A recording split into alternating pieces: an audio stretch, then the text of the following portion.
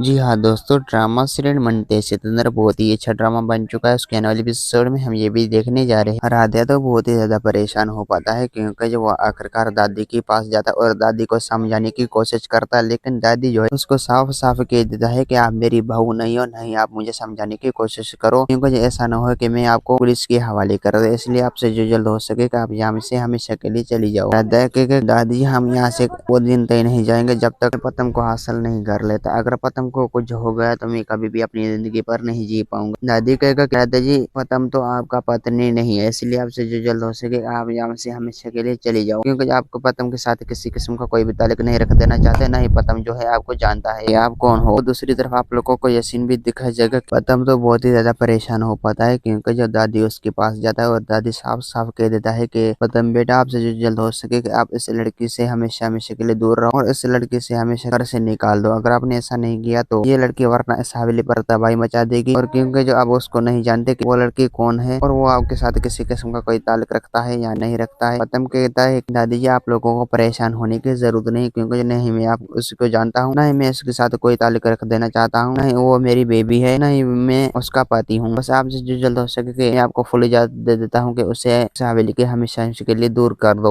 उसको निकाल दो। दोस्तों उम्मीद है कि मेरा वीडियो आप लोगों की अच्छी लगी होंगे। वीडियो अच्छी लगी तो वीडियो को लाइक और चैनल को सब्सक्राइब करना। खुदा हाफिज़।